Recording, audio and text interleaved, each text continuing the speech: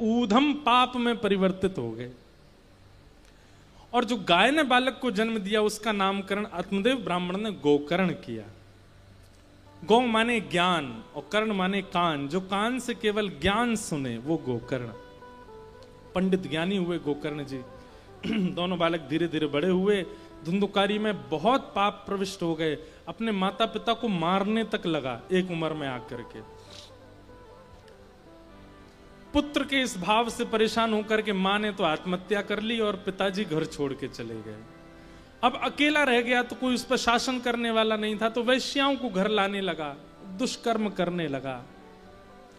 एक दिन वैश्याओं ने ही देखा कि बहुत सारा माल चोरी करके लाया है और इसके चक्कर में हम भी पकड़ी जाएंगे, तो जलते हुए अंगारे उसके मुख में डाल दिए और उसकी मृत्यु हो गई। इसका प्रभाव क्या हुआ कि वो प्रेत बना।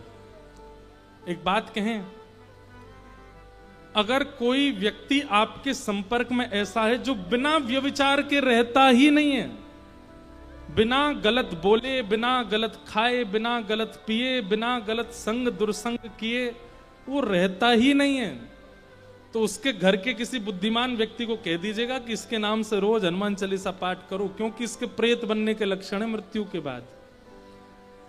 प्रेत क्यों बन जाता है व्यक्ति, ये बात सुन लीजिए, फिर हम कथा को विश्राम देंगे।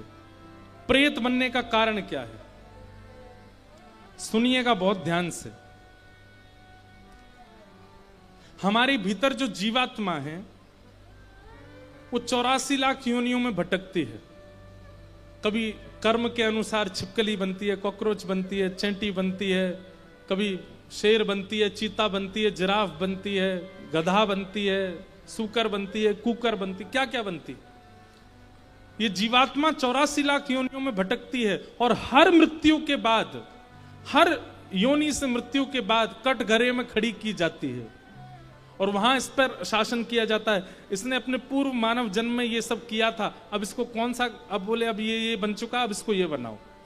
तब वो जीवात्मा हाथ जोड़ती है, एक बार मानव बना दीजिए, मैं आपको वचन देके जा रही हूं, मैं कुछ गलत नहीं करूंगी। ठाकुर जी नहीं मानते और फिर ठाकुर जी तक बात नहीं जाती है, नीचे के बहुत सारे उनके पिए हैं, चित्रकेतु आदि आदि, ये लोग देख लेते हैं किसको कहां भेजना है। ठाकुर जी तक तो पहुंचे ही नहीं पाते हम। लेकिन कभी जब भूल चूक से हमारी दया हम पर, हम इतनी प्रार्थना कर चुके होते हैं, तो हमारे 15-20 लाख जन्म हो चुके होते हैं, तो फिर ठाकुर जी कहते हैं चलो इतना कह रहा है इसको मानव बनाओ। अब देखो, मानव भी कहीं और बन गए तो भी समझो ठाकुर जी ने अति कृपा नहीं की, भोग भोगने के लिए भेजा। लेकिन मानव भी कहां बने, भारत में बने।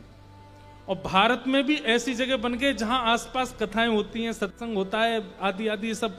ये कथाओं को क्या समझिए, ठाकुर जी के द्वारा पत्र भेजा गया है 7 दिन का, जैसे 7 पन्नों का होता है, ऐसे 7 दिन का पत्र भेजा है ठाकुर जी ने। जैसे अपना कोई व्यक्ति दूर चला जाए तो उसके पास हम मैसेज भेजते हैं, ऐसे ठाकुर जी ने 7 दिन का पत्र भेजा है, हम पढ़ करके सुना रहे हैं।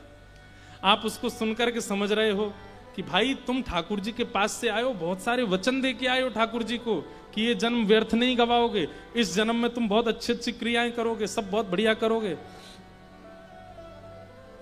लेकिन मानव बनने के साथ एक लूज पॉइंट ये है कि ठाकुर जी एक